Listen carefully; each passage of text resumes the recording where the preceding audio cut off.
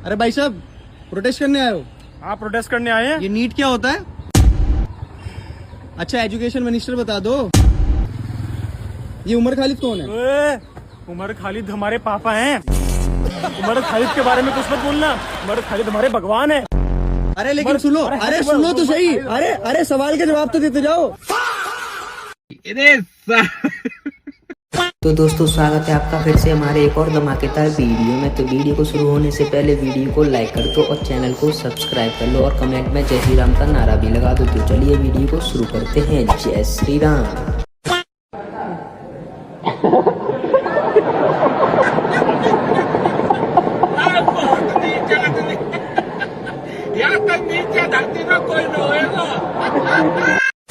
गांधी जी का नाम ले रहे थे और वो 2 घंटे धूप में खड़ा हुआ, वो अभी स्टेज से नीचे उतर गया और वो सौरव वहां पे बैठे लेमनेड पी रहे। ये है सत्याग्रह। गांधी जी ने अपनी किताब में लिखा है सत्याग्रह सफरिंग ऑफ द सोल। अपनी आत्मा को तड़पाना पड़ता है। पानी पी ले, उसमें दिक्कत क्या हो रही है तेरे को? यार तू समझ रहे हो? तू ये देख लो, अभिजीत कौन सी किताब लेके आया अपने हाथ में, देखा तूने? अम्बेडकर किताब, उसमें क्या दिक्कत है? पहले गांधी जी अम्बेडकर। अरे यार तू समझ नहीं रहा, डॉक्टर अम्बेडकर ने माई ऑटोबायोग्राफी नाम से कभी कोई किताब लिखी नहीं लिखी, पर उस किताब में जो राइटिंग और आइडियोलॉजी है वो टोटली अम्बेडकर से ही मैच करती है। You are not getting the point. उसका पब्लिशर पता है कौन है? कोई आरएसएस से लिंक्ड है। हम अलग अलग लोगों से यहाँ बात करके ये पता लगाने की कोशिश कर रहे हैं कि कौन किस मकसद से यहाँ आया है। इंस्टाग्राम पे 2 करोड़ से ज्यादा फॉलोवर हैं और आप देख रही हैं यहाँ 400-500 लोग से ज्यादा नहीं है। तो लोग तो आए नहीं प्रोटेस्ट में। अरे तो बच्चे पढ़ाई करेंगे कि प्रोटेस्ट पे आएंगे? हमारे सीजेआई सूर्यकांत सर ने कॉकरोच बोल दिया तो इन्होंने कॉकरोच जनता पार्टी बना ली। उन्होंने थोड़ी सी गलती कर दी। सीजेआई सर को इन्हें मीठा कहना चाहिए था, तब ये मीठा जनता पार्टी बना लेते और ये नाम इन पर बहुत सूट करता, क्योंकि जितने भी लोग ये कॉकरोच जनता पार्टी के प्रोटेस्ट में आए थे उसमें आधा से ज्यादा जो प्रोटेस्टर थे वो सब मीठे ही थे। तो अगली बार से सीजेआई सर से मैं रिक्वेस्ट करना चाहूंगा कि इनको मीठा बोल के संबोधित किया जाए। और ये जितने भी ये दीपके, उसके बाद ये दास और उसके बाद ये जो दूसरा है दहिया, इन सब मीठों को मीठा जनता पार्टी बना लेना चाहिए और इनके समर्थक मीठे है ही। बाकी इस पर आपके क्या विचार है, अपनी राय कमेंट सेक्शन में जरूर देना। राम राम। बीजेपी गलत है, ठीक है। बीजेपी में कुछ भी अच्छा नहीं है, बहुत गलत पार्टी है, ठीक है। आप उसके अल्टरनेट पार्टी बताओ कौन सी है वहां जो बिल्कुल ना तो करप्शन करेगी और देश को बिल्कुल यूएसए जैसी एजुकेशन देगी, चीन जैसी एजुकेशन देगी, जापान जैसी एजुकेशन देगी, एआई एकदम हाई टेक्निक पर जाएगी। हम बिल्कुल देने को हम सब उनको वोट देंगे। उनके साथ अगर 1 साल के अंदर हमारे एजुकेशन सिस्टम चेंज नहीं हुआ, बिल्कुल प्रधान को हम सब जाकर खड़े हो जाएंगे अपनी घर, भाई दे इस्तीफा और इनको बिठा। अरे बाबा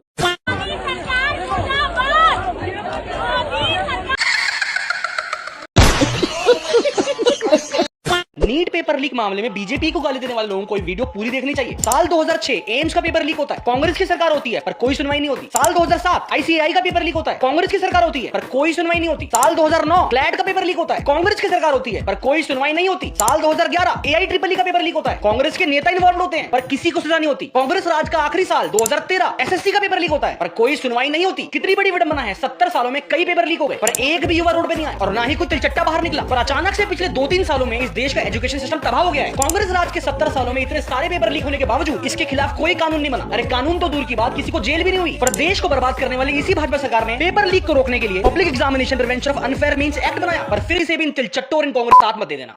मैं आपको टॉप 5 स्लोगन दिखाती हूँ और गाइस लास्ट तक जरूर देखना, क्योंकि लास्ट वाला देखकर आपको लगेगा क्या बक रहे हो। पहले के जमाने में ये स्लोगन्स देश बदल देते थे। सुभाष चंद्र बोस ने कहा तुम मुझे खून दो मैं तुम्हें आजादी दूंगा। महात्मा गांधी ने कहा डू और डाई। लाल बहादुर शास्त्री ने दिया जय जवान जय किसान। फिर आए उमर खालिद, उन्होंने दिया भारत तेरे टुकड़े होंगे। ये स्लोगन भले ही बेकार हो पर एटलीस्ट लोगों को याद तो है। लेकिन फिर 2026 में अचानक एक यू टर्न लिया और जन्म हुआ कॉकरोचेस का और उन्होंने इतिहास का सबसे महान स्लोगन दिया, बैठ जाओ बैठ जाओ।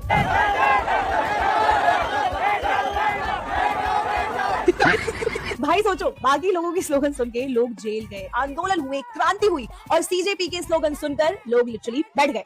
ये शायद दुनिया का पहला मूवमेंट है जिसका official guys please sit down था। हिस्ट्री बुक्स में लिखा जाएगा 2026 में एक आंदोलन शुरू हुआ था, लेकिन उसके नेता ने माइक पकड़कर बैठ जाओ बोल दिया और आंदोलन वही बैठ गया। वाओ, कितनी सत्ता चाहिए भारतीय जनता पार्टी को?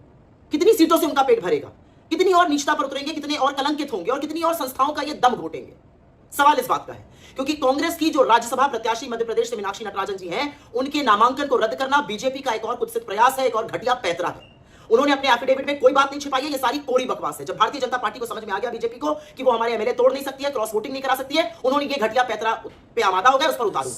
संविधान का तात्पर्य ये लोकतंत्र की दिखानी है, और अगर आपकी जरा सी भी लोकतंत्र में आस्था है तो इसके खिलाफ अपनी आवाज उठाइए, क्योंकि बीजेपी के लालच की, बीजेपी के सत्ता की लोलुपता की, एक एक सीट के प्रयास जो जीतने का उनका है उसका कोई अंत नहीं है, और ये दिखाता है कि वो किसी भी कीमत पर सत्ता पर काबिज रहना चाहते हैं। और इसीलिए अपनी आवाज उठाइए, क्योंकि उसका खामियाजा देश भुगत रहा है। अचानक अखिलेश भैया की ये पिक्चर आई, मैंने भैया अपना चश्मा ना 10 बार पहना, 10 बार उतार के देख रहा, नजदीक से देखा, भाई यूं तो अपना अखिलेश ही है। फिर मैंने कहा ये कैसे चेंजिंग आ गई भैया में, है आज कहते चेंज कैसे है, कौवा तो भैया लाल टोपी हटा के वो भी एयरपोर्ट में है। फिर सूत्रों से पता लगा कि भाई साहब फॉरेन कंट्री जा रहे हैं अपनी नाक सीधी करने। यार मेरी बात इतना दिल में मत लिया कर भैया, ठीक है, चाहे नाक सीधी करो चाहे कुछ और सीधी करो अखिलेश भैया, है पर आप ना यूपी के मंत्री नहीं बनोगे, साइकिल की चेन उतर चुकी है, समझा करो बात को। पर हाँ मैं वैसे देखो, मैं किसी की जो अच्छा लगे तो अच्छा, जो बुरा लगे बुरा, ठीक है, पर मैं तारीफ करूंगी ये लुक ज्यादा अच्छा लग रहा है आप पे, ठीक है, स्मार्ट लग रहे हो इसमें, ठीक है, क्या ये टोपी ओपी पहन के, क्या चुच्चा नाक दिखा के ऐसे बैठे रहो तो बुड्ढों की तरह। अरे अच्छे खासे एज है, अभी जवान हो, ऐसे टी शर्ट पहन के कदे घुमा करो, एंजॉय करो लाइफ को, है बाप ने बहुत पैसा छोड़ा हुआ है, मौज लो, रोज लो, ना मिले तो कुछ चलो बाकी आप नाम जब सीधी हो जाए ना तो फिर दोबारा आना इसी लुक पे, ठीक है। हम सारी जनता देखना चाहते हैं आपकी सीधी नाक कैसे होती। अगर आपको लगता है कि जर्मनी और यूके में बैठे लोग हमारा देश अच्छे से चलाएंगे तो सेक्युलर हैं आप। अगर आप गाजा की तो पूरी खबर रखते हो पर गाजियाबाद की नहीं तो सेक्युलर हैं आप। ईरान और फलस्तीन के समय आपको इंसानियत याद आती है पर अपने देश के लड़के को एक दिन सबको मरना है बोल के टाल देते हो तो सेक्युलर हैं आप। अगर आपकी इंसानियत सिर्फ एक ही कम्युनिटी के लिए जागती है तो सेक्युलर हैं आप। अगर इन सारे सच को आप तक पहुंचाने वाला आपको अंधभक्त लगता है तो सेक्युलर हैं आप। क्या आप लोग भी कॉकरोच हैं? Yes, we are cockroach. तो कहाँ से हैं आप लोग, घर से या नाली से? अरे हम लोग कहीं से भी है, उससे आपको क्या है? अच्छा ये बताइए क्या आप लोग उमर खालिद का समर्थन करते हैं? Yes, we are support Umar Khalid अब्बू। हम लोग के साथ अन्याय हुआ है, मोदी अपराधी है, मोदी हटाओ देश बचाओ, मोदी हम लोग के साथ अन्याय किया है। अब ये लिपस्टिक वाले बताएंगे हमें कि लिपस्टिक वाले बताएंगे कि अपराध कौन कर रहा है, लिपस्टिक वाले कौन है। अब ये बताओ, इनकी आंखों में काजल लगा है, ओठों पे लिपस्टिक सजा है, अब खोल देंगे बॉर्डर की लड़ाई पे ये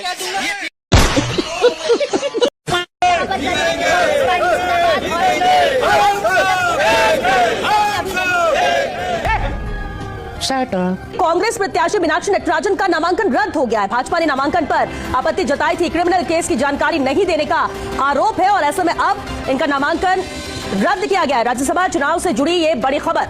हमारे नेताओं की भी गलती है, बहुत बड़ी गलती है। ये सब चीजें कराने की जरूरत क्या थी इतनी जल्दी? सर लाजमी समझता हूँ, क्योंकि देखिए प्लेन में बैठ गए थे, परिवार भी आया था। देखिए प्लेन में बैठ गए थे, परिवार भी आया था। कॉकरोच जनता पार्टी के प्रोटेस्ट में एक लड़का ये वायरल भी हो रहा है जो कह रहा है मैं ईवीएम हैक कर लूंगा बड़ी आसानी से। सेक्टर में हूँ, I know it is very easy to hack EVM. Very coding होती है उसमें, पाइथन फुल स्टैक सर, उसमें पाइथन फुल स्टैक की कोडिंग होती है, उसको हैक करना बहुत इजी है। सिर्फ 3 कोड बदलने में हम सिंटेक्स एरर के सिर्फ 3 कोड बदलने में मैं कर सकता हूँ खुद। कुछ बोल दी उसने, जितने भी कोडिंग टर्म्स उसके दिमाग में थे कुछ बोल दी, कैमरा देखा, Python full stack, syntax error, code 3 code, Python full stack, easily done. कि लड़कियां देखेंगी आईटी टेक में जो जॉब कर रही होंगी ना वो इंप्रेस हो जाएंगी, बैडीज इंप्रेस हो जाएंगी आईटी सेक्टर की, कि मैं एक काम करता हूँ कुछ भी पाइथन फुल स्टैक बोल देता हूँ, कुछ भी बोल देता हूँ, हाई लेवल लैंग्वेज कुछ भी बोल देता हूँ मैं आगे उसके ना। सिंटैक्स एरर जब लग जाता है तो रन ही नहीं करता कोड, लेकिन मैं करवाऊंगा रन, लेकिन मैं कोड रन करवाऊंगा। अब बताओ ऐसा बेरोजगार आदमी तो वही वाली बात हो यार, कुछ प्रोटेस्ट चल रहा है, मेरे को ऐसे पूछने लगे मेरा आगे कैमरा रख दे, जितनी इंग्लिश में जाती है या श्योर समथिंग लाइक दैट, या वाटर ड्रिंक H2O, या इट गिव या protein intake, yes, come on, let's do it, hooray, bravo, brilliant, yes, we can, drive a car, yes, ride it, like falana, yes, जितने word आ रहे हैं ना कर दो बस। अबे यार इसे भाई फैजल खान नाम का जो सामाजिक जहर है, ये तो हमेशा कहता है कि हम हर मुद्दे पर बात करते हैं। क्या कभी इसने इस देश के मुसलमानों को यह आह्वान किया कि तुम फिलिस्तीन का सपोर्ट मत करो? क्या उसने कभी कहा कि तुम गाजा का सपोर्ट नहीं करो, ईरान के लिए छाती मत पीटो? क्या उसने कभी इन चीजों का विरोध करा? नहीं। क्या खान ने कभी मुगल शासकों को झूठा बताया? नहीं बताया। ये हमेशा ऐसे लोग हैं जो प्रोपेगेंडा चलाते हैं। क्या बात कर रहे हैं बाबा? आपने 10,000 लोगों को बुला करके 10,000 राखी और रक्षाबंधन कर लिया। आप 10,000 मुस्लिम महिलाओं को बुला करके 10,000 बुरखा क्यों नहीं जलवा रहे? क्या बात है सर, क्या बात, ये बात है। मैंने खान सर से नहीं पढ़ा है, मैं भी आज मास्टर्स कंप्लीट करके PhD का स्टूडेंट हूँ, लेकिन मैं तो खान से नहीं पढ़ा हूँ। हम भी गरीब घर से आते हैं, हम भी अंबानी के परिवार से नहीं आते। देखिए, जो पढ़ा लिखा व्यक्ति होता है वो सबसे ज्यादा जहर होता है। ये जो पंचर बनाने वाले हैं वो सिर्फ आपको ईंट मारेंगे, लेकिन जो पढ़े लिखे मुसलमान है वो आपको गोली मार देंगे। आपको मैं दावे के साथ बताता हूँ। तो भाई जो ना राहुल गांधी जी को पप्पू समझता है, उनको ये बात कान खोल करके सुन लेनी चाहिए। राहुल गांधी जी ने देश के लिए बहुत बड़ा काम किया है। राहुल गांधी जी जैसा ऑपोजिशन है तभी मोदी जी हर चुनाव जीत पाते हैं भाई। तो राहुल गांधी जी की भी कभी कभी तारीफ कर दिया करो। तो टीएमसी सांसद महुआ मोइत्रा ने अपनी ही पार्टी के सांसद यूसुफ पठान को बेशरम, स्पाइनलेस, न जाने क्या क्या गालियां दे दी। दरअसल 20 एमपीज ने डिसाइड किया है कि वो लोग टीएमसी को छोड़कर एनडीए को सपोर्ट करेंगे, और इन 20 एमपीज में यूसुफ पठान भी है। अभी तो ममता दीदी ने जब कहा कि यूसुफ पठान तुम जिस सीट से एमपी हो वहां से इस्तीफा दे दो, तो यूसुफ पठान ने इनकार कर दिया। दरअसल बहरमपुर जहां से यूसुफ पठान एमपी है वहां पर 52% मुस्लिम पॉपुलेशन है। तो दीदी को लगता है कि कहीं से तो जीतने वाली है नहीं, हो सकता है यहाँ से सिक्का चल जाए तो यहीं से लड़ लूं, पर यूसुफ ने यहाँ पे भी बाहर का रास्ता दिखा दिया। ये सब है अलग बात। मेन बात यह है कि जो 20 एमपी छोड़ के आना चाहते हैं, एनडीए को सपोर्ट देना चाहते हैं, उनको सांप है। ममता के टाइम पे ममता को उकसाकर बुरा काम करवाया, अब एनडीए के साथ ये करना चाह रहे हैं। इनको हटाओ, इनको इनका सपोर्ट मत लो। बीजेपी आप पे बहुत बड़े वॉशिंग मशीन नहीं हो कि आप इनको लेकर ठीक कर दोगे। इनको हटाओ, एकदम मत लेना इनका सपोर्ट। बंगाल की जो आम जनता है वो रुष्ट हो जाएगी, फिर जीतते रहना इलेक्शंस। एक मोदी को रोकने के लिए दिल्ली में 23 दलों की बैठक, क्योंकि डर सत्ता से नहीं जन समर्थन से है। सोचिए, जिस दिन योगी आदित्यनाथ राष्ट्रीय राजनीति में अपनी पूरी शक्ति के साथ उतरेंगे, उस दिन विपक्ष को दलों की नहीं पूरे कुनबे की जरूरत पड़ेगी। तो दोस्तों, अगर आप भी एक सच्चे सनातनी हो तो वीडियो को लाइक जरूर करना और ऐसे ही धर्म से जुड़ी सच्ची बातें सुनने के लिए चैनल को सब्सक्राइब जरूर करना। मिलते हैं अगली वीडियो में, तब तक के लिए जय श्री राम। आज तक के इतिहास में यह पहली बार हो रहा है कि ममता बनर्जी के घर सीआईडी रेड करने पहुंची हो।